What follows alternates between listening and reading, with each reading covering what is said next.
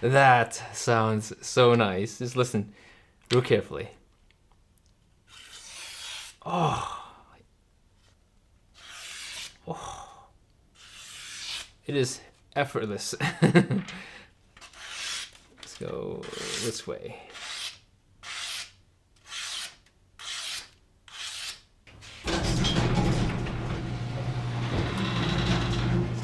Alright, so since my last sharpening tutorial of the Kramer knife, a lot of you guys have been asking, how do I sharpen a Japanese knife from A to Z? And that's exactly what we're going to do today. Now, I've done many videos on how to sharpen a knife, how to polish a knife, how to strop a knife, but I've never done a video where I go from A to Z in one video. So hopefully this will achieve that for you, and you guys will see exactly how I care for my knives. Yeah, so if there are any questions, leave them in the comments and I will get to them as soon as I can. So this is a ryusen. This is actually a demo knife. This is an SG2 ryusen that I've had in my home for like, I think it was in my home for about 3 to 4 months. And I packed it away from, as you can see, I'm kind of clearing my garage out, readying for a move. So there's what you guys are seeing right there, there's like 3 dozen knives that I will be letting go soon. So I'll tell you guys more about that later. Okay, so how to find some paper. Okay, so the edge is still sharp, but not very clean. So what we're gonna do, I know you guys missed the brick. I haven't used the brick in so long. So we're just gonna ruin the edge.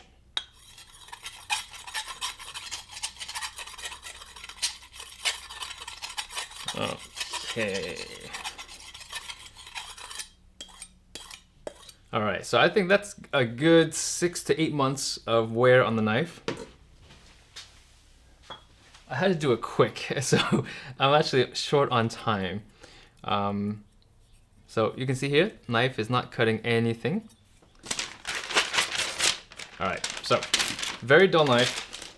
So this will be a sharpening session for myself, but also a tutorial for you, and I'll walk you guys through exactly what I'm doing.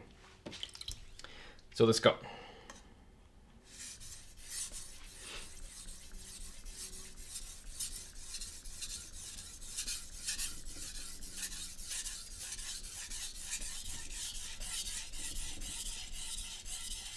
Okay, that's one pass.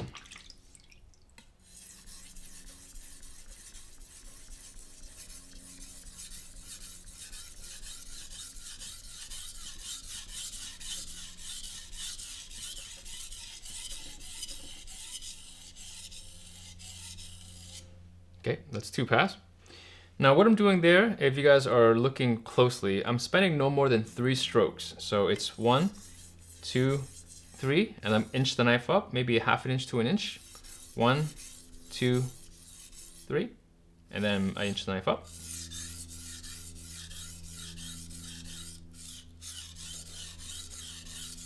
Okay, and the key thing is moving in a more fluid motion. So I'm stopping and pausing to show you guys, but when I'm doing it more naturally, it's 1, 2, 3, and then walk.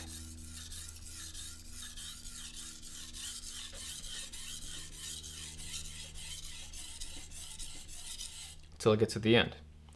And basically I do that until I develop a burr on the left side. Now I'm also checking the right side a little bit because I did damage the edge quite a bit on the brick, and I just want to see how the knife is holding up on the right side. It's not always necessary, but it's a good thing to do when you have a very dull knife like what this knife is right now.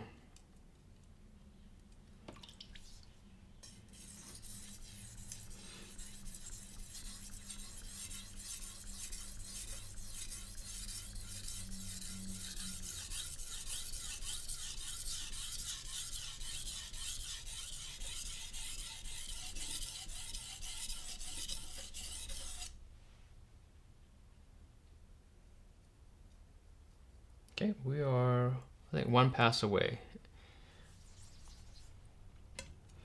Now for a quick tip, this tip here is in very good condition, but if you had a knife where the tip is either maybe a minor chip or you need to correct the tip somehow, I would basically just go on the edge of the stone,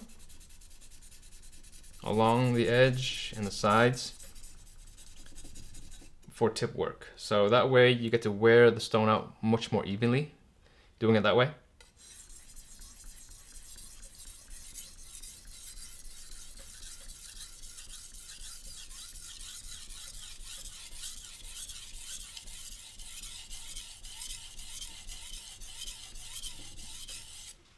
Okay, so right now, some of you guys may be thinking, what is the angle he's sharpening at? I never instruct on angles. If you had to choose an angle, I'm guessing I'm sharpening probably somewhere between 13 and 15 degrees.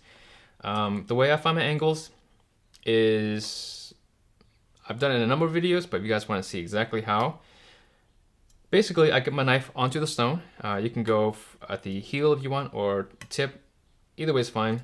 And I drag my knife from the top of the stone down, and I lean the knife into, or lean the spine into the stone.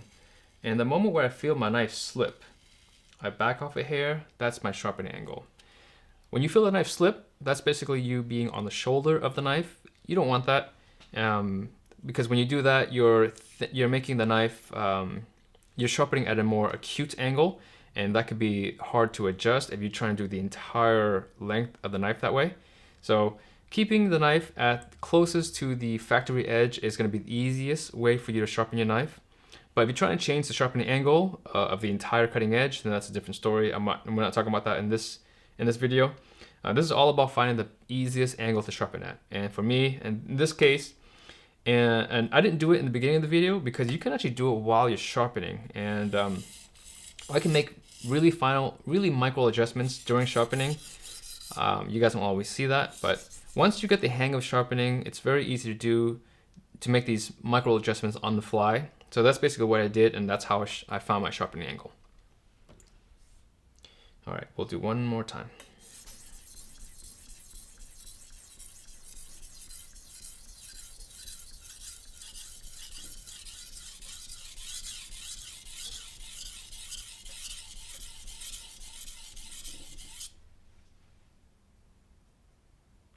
Yeah, we're good. Now we go to the left side. Now the key thing is with this sort of sharpening technique is you don't spend too much time in one section. The push and pull is by far the most aggressive of the sharpening techniques, unlike the crescent method where you go from heel to tip and tip to heel, back and forth. Even though it looks aggressive, it's actually not a very aggressive method. The push and pull, because oftentimes the weight of the knife and the weight of your fingers are directly pushing into the stone. I don't recommend that, by the way, and I'll explain why in just a second.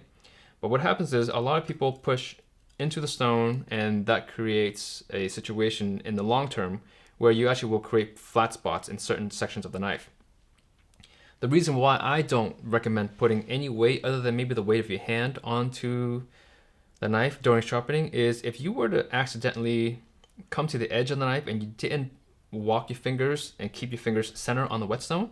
And so if your knife was, let's say you're sharpening the tip, for example, and you didn't walk your fingers and you forgot to just by a half an inch or so, and now your finger is over the corner of the stone, and then you decided to apply some pressure. This happens all the time. You will roll your knife over the edge, and that will ruin the edge, and you kind of would have to start over. So that's why I don't recommend putting, trying to figure out exactly how many pounds of pressure some people put on their stones. I know there's a couple tutorials out there and people say I put between 4 pounds and 6 pounds of weight on my knife during sharpening. I don't recommend that. If you know how to keep your knives perfectly centered and your weight perfectly centered over the stone, then yeah, you can apply a few pounds of pressure and try to keep it that way. But in general, people who are starting off, trying to figure out exactly how many pounds of pressure to put on to the stone or onto the blade during sharpening, it can cause you more headaches than needed. The sprinklers are going off.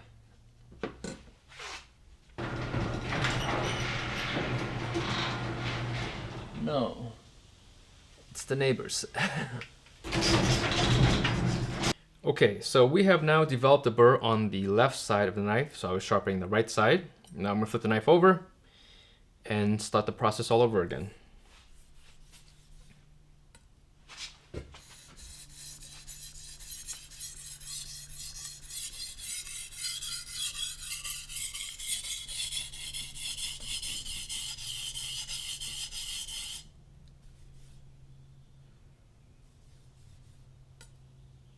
That's one pass.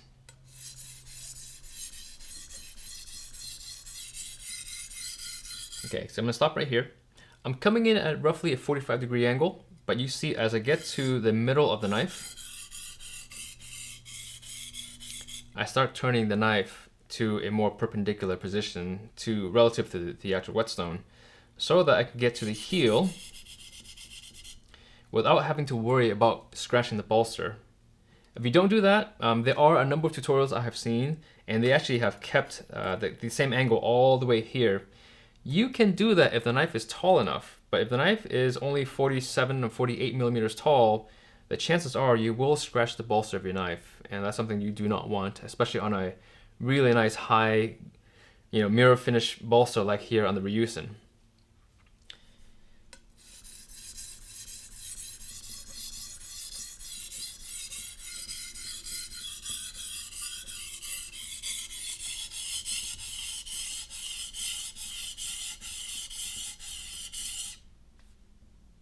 There's something making noise. Oh, man, the thing's everywhere on my table. Sorry.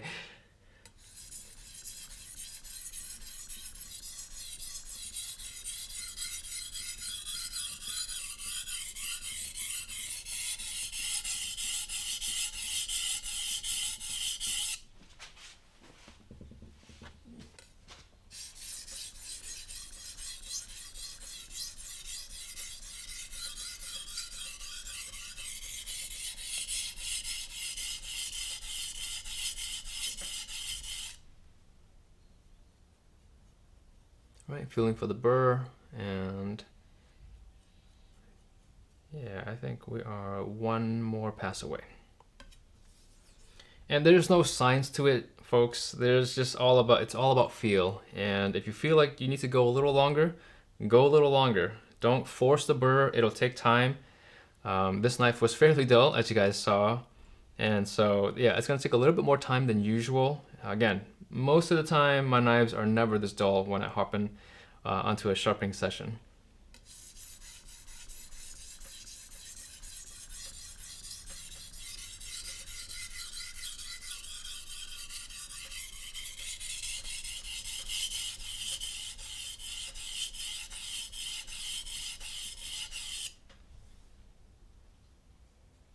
Okay, so I'm happy with the burr, the micro burr that's developed. It's very, very minor, and it's not something you can easily feel.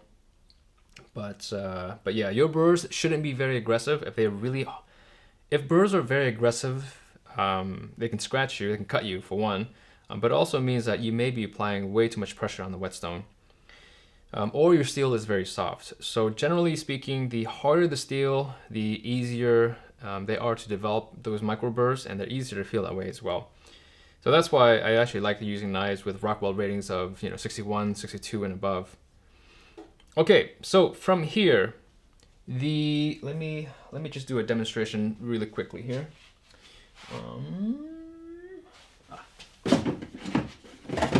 Okay, so the most of the tutorials that are out there will say at this point, once you develop the burr on both sides, you basically take the knife and pull it along the the edge grain, or really just along the edge of a piece of wood or a piece of cork, whatever that may be. That's fine. This is a fine way to deburr. However, I have found that doing it this way, you still risk, maybe risk is not the right word, you still will leave a micro burr, or the burr is still rolled over on the cutting edge. And then to go from here to the polishing whetstone, I don't find that you get the best edge that way. From here, this is what I typically would do. So again, this is one way you can do it. If you wanted to, you can run your knife along a piece of wood or a piece of cork. That works just fine. I use what I call the counting down method, and this is basically what it is. Let me just show you. You guys will see exactly what I'm talking about. You can actually do a single stroke. You can go from tip to heel if you want to, or go from heel to tip. Okay, there's no wrong way of doing it. Any way you want to is fine. So for the sake of this video, I'm gonna go 10 strokes on each side, starting from the heel, so you guys can see me doing it just from A to Z that way. Okay, so nothing fancy.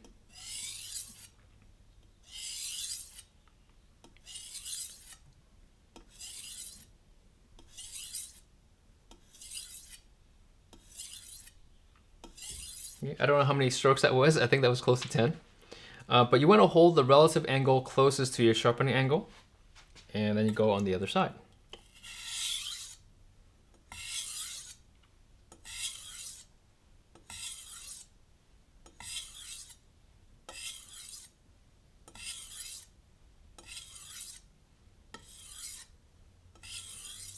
And again, you guys know on my videos, I'm terrible at counting. so if I'm off by a few strokes, it's really not a big deal. So now I'm gonna go, instead of going down to 9, I'm gonna go down to, for the sake of time, I'm gonna go down to 8. So it'll save us a little bit of time.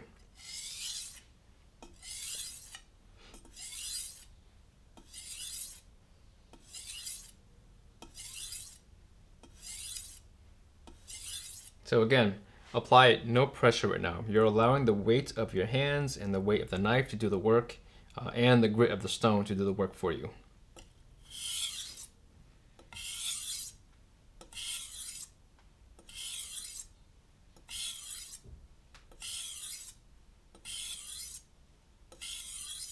Okay, so now we go down to 6.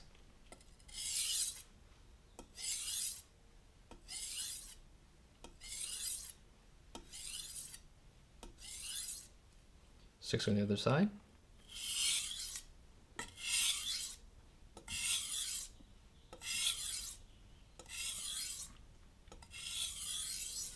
Okay, so what you will start noticing is if you look really closely onto the whetstone, you will see really small metallic flakes that are like, I don't know, they look like little metallic hairs. If you took your hair and chopped off these like 1 millimeter, 2 millimeter pieces, you will start seeing that on the whetstone, and that's actually a good sign. Don't be afraid of that. You're actually removing the burr directly off of the knife, and you're allowing the stone to bring the knife's edge to a really nice and clean apex at this point. So the burrs normally were sticking this way and that way, and if you guys were to use the piece of wood and kept it that way, there may have been a micro burr sticking to one side. But doing the counting down technique, we're going to take all the burrs and align them. Okay, so even though the burr is technically removed, or there's a technical, depending on who you ask, there is still a micro burr, but now it's completely standing on the apex of the edge, which is what gives the knife a really nice sharp edge. So where are we, down to 4? I guess 4 now. So let's do 4. Okay.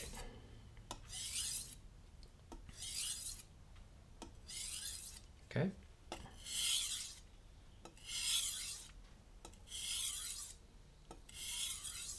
Okay, so now go down to 2.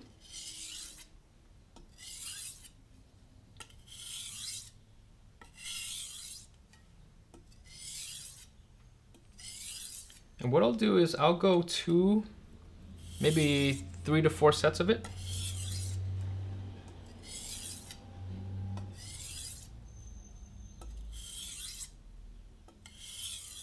Okay, so now we go down to 1 stroke per side.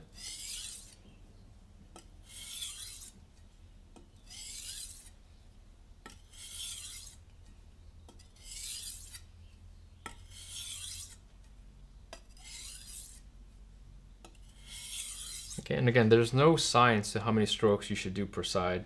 I typically like to do maybe 3 to 4 sets per side. Then we're going to clean the edge up and have a look at how clean the edge is right now. Where's my rag? Ah.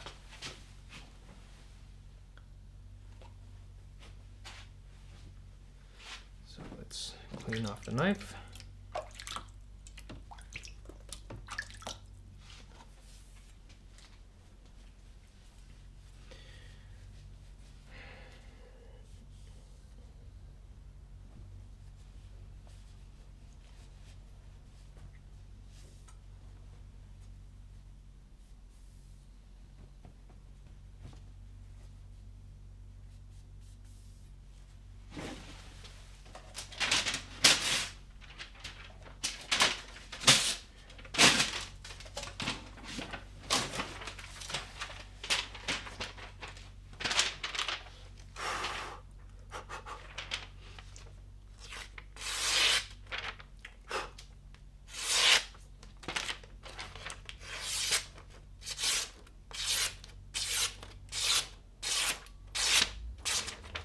so the edge is fairly clean, and that's just from the 800 grit stone at this point.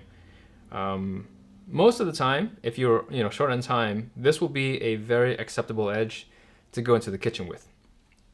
So now we're gonna go onto the polishing stone, and we're just gonna touch up the edge a little bit, make it a little bit cleaner than it is. I think none of us watching this video will complain about a nice, clean, polished edge. At this point, if you really wanted if you wanted to sharpen on a budget, you can simply go from here onto the strop and you're done. But again, we're doing a full sharpening, polishing, and strop session in this video. So that's what we're gonna do. Okay, so here's a question that a lot of people are confused about. Or not the question, the step that a lot of people are confused about. Practically every single tutorial I have seen on YouTube I wouldn't say get this wrong, will do it this way. They recommend, or I will see them go here, and they will basically do the entire sharpening process all over again. Now, there's nothing wrong with that. The only reason why I don't recommend that is because you've already developed your burr, you're clean, your edge is super clean at this point. There is no burr. The burr is standing completely straight on its end at this point. And if you were to do the entire polishing process all over again, you will basically more or less recreate the burr on one side and then the other, and then do the counting down method all over again. There's nothing wrong with that. That's perfectly fine.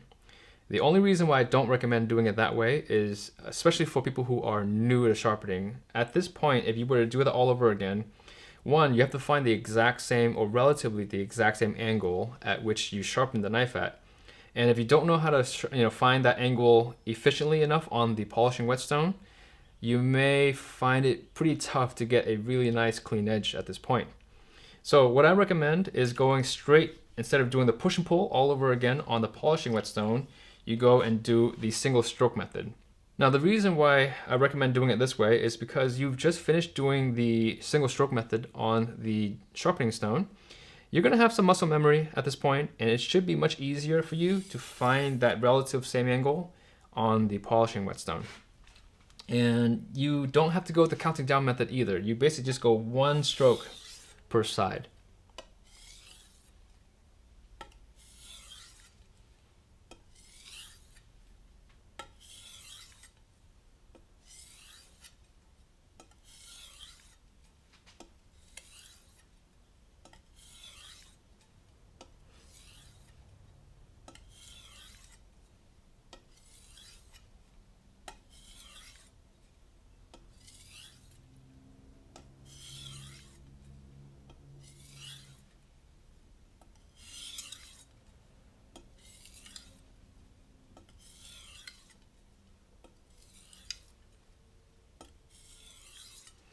Now, there's no exact method, or I should say, there's no exact science to say how many strokes you should do on the polishing stone. I generally like to do about 10 to 12 sets of pulls. The better way is to actually look at the stone. What you can do is do, a dozen strokes per side, clean the stone off. I know a lot of people who are knife sharpening aficionados say this is completely wrong, but just trust me for a second. Clean the stone off. Okay, now do a couple of strokes. And now look at the stone. Is the knife leaving the same amount of marks, gray marks, as the first dozen sets? If it is, you're not quite done yet. So I'm gonna do maybe 4 or 5 strokes.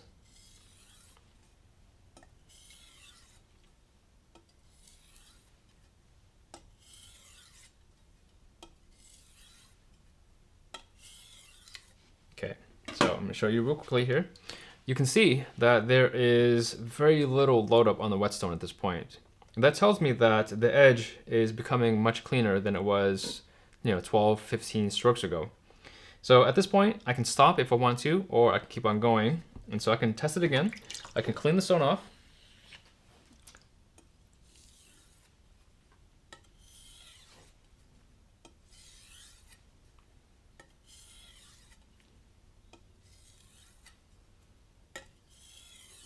Okay, so there's virtually no markings left over by the knife at this point. There's very, very minor gray, kind of, if you were to run a chalk along the edge of a board, that's basically what you're seeing.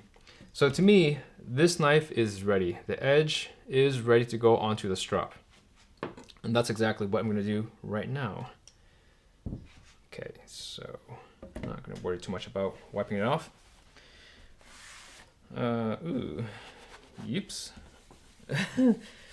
I was testing some stropping compounds recently. So this has got 2 types of compounds in it. They're both 14,000 grit diamond compounds, but they have different ratios of water in them. So, so this side, you can see right here, really easy. It's heavier here. Yeah, so yeah. Anyways, it shouldn't ruin, it shouldn't be a problem. I'll kind of try to even them out at this point. I know it's kind of unorthodox. I'm sorry, guys. I'm not the most organized knife sharpener out there. And there's still water on the strop. Okay, so dry the knife off. It's okay if there's a little bit of water on the knife when you're stropping. It won't damage anything. Good quality leather should not be that affected by a little bit of water. Not a big deal.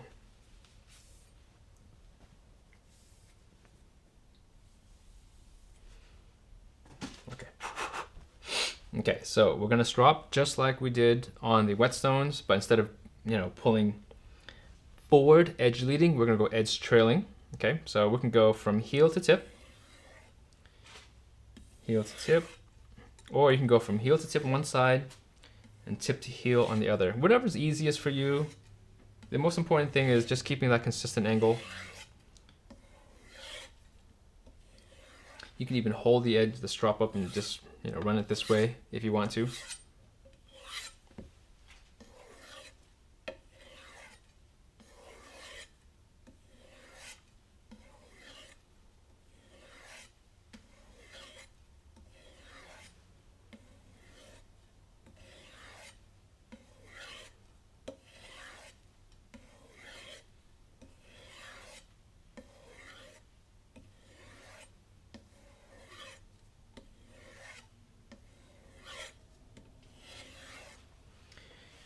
All right, so let's see how we did.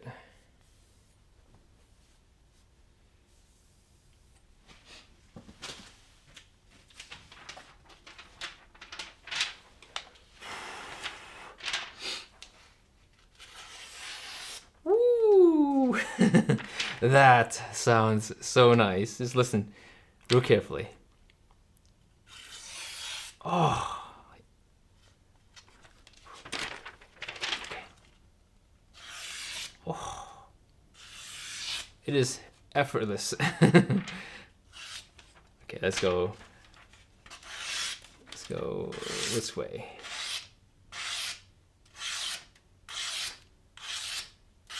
Oh.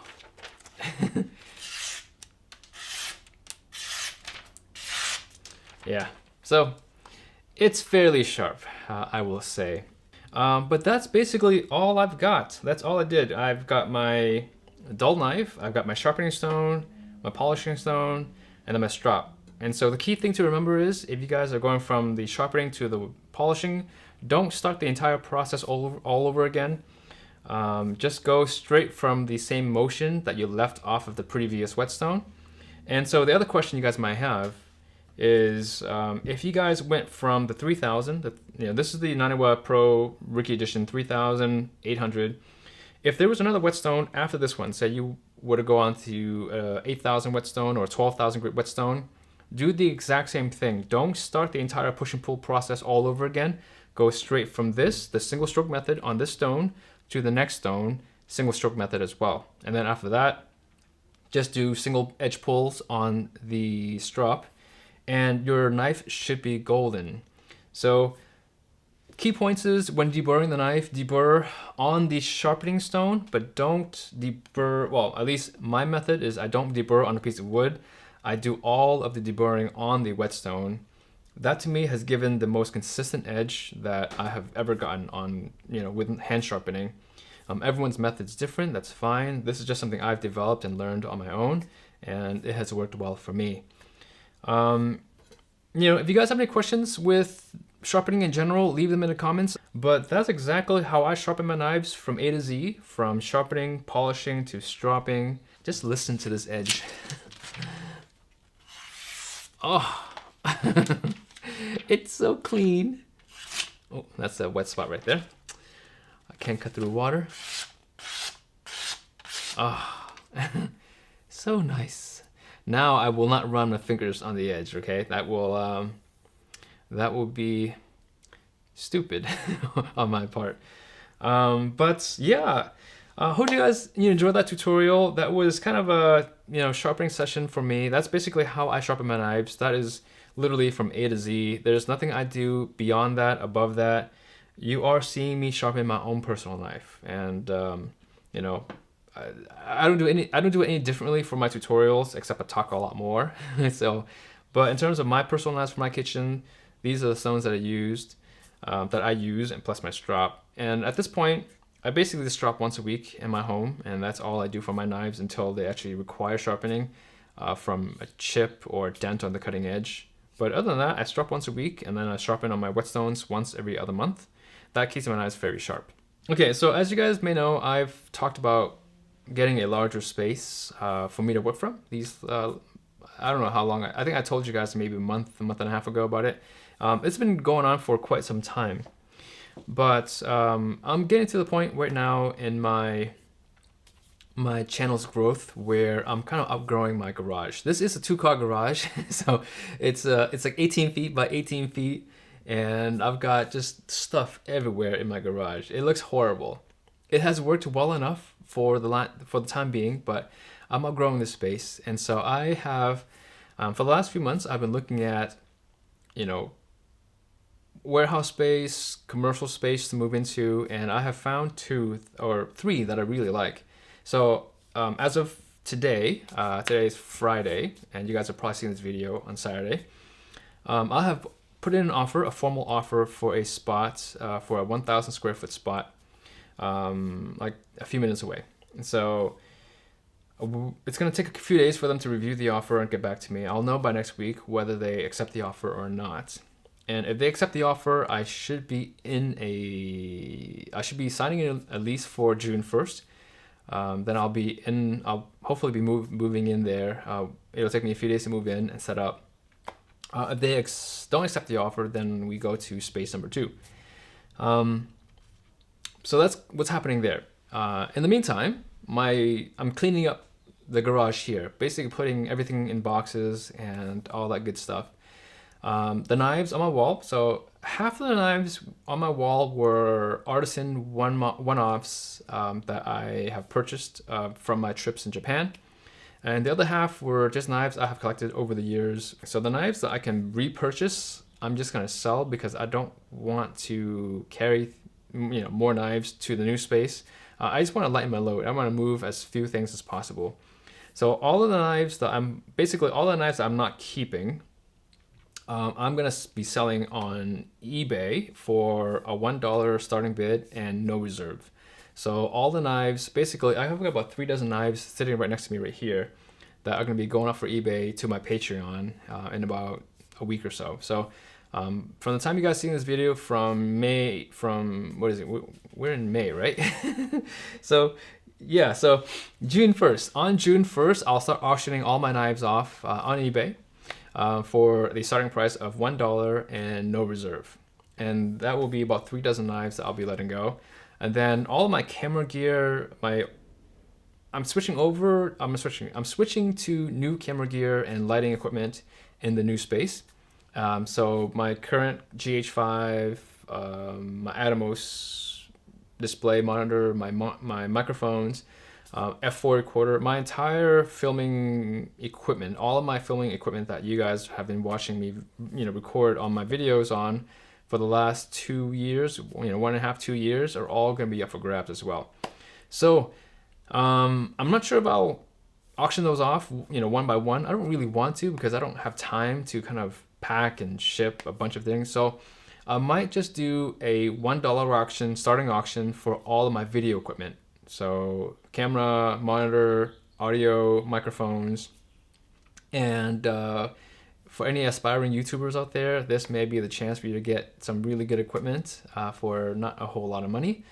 That's probably what I'm gonna do, and then all the knives will be auctioned off one at a time. You know, just real briefly looking at what I've got, I probably got maybe $4,000, $5,000 of video equipment that I'm using right now.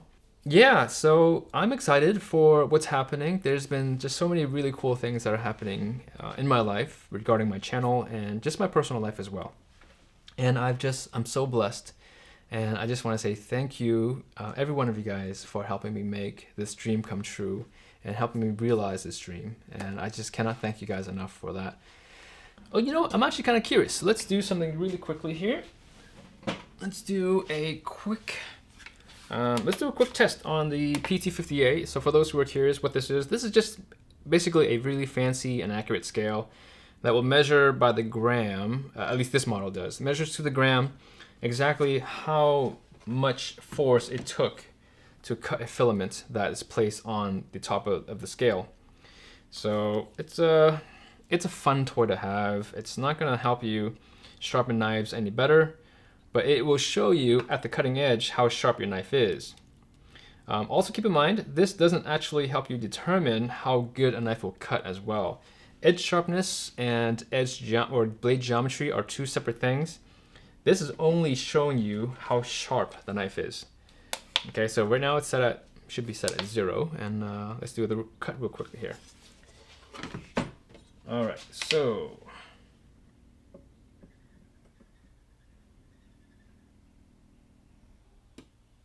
Oh, 200.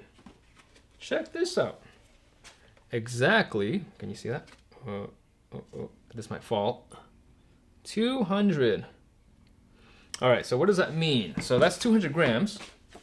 And according to the chart that they have, so 200 is what a utility razor blade is. I guess that's what most utility razor blades come out of the box. So it's razor sharp. It's good. And then below that, there's 100, which is a double edge razor blade, which is like, I guess, what you use for shaving. So this is razor sharp, not bad for 15 minutes, you know, on the whetstones and then on a strop, with a lot of talking to you guys as well. So edge is very clean. I'm happy with that. I always like to be in the 100 range, but at 200, I'm happy with that. I think that knife is fairly sharp. And you guys heard how clean that was cutting paper. So, but yeah, that's it. Okay. So, this is called the PT50A for those who are curious. I will leave a link to it in the video description. And I'll link everything else in the video description as well. Okay, guys. Well, thank you for your time, and I will catch you in the next video.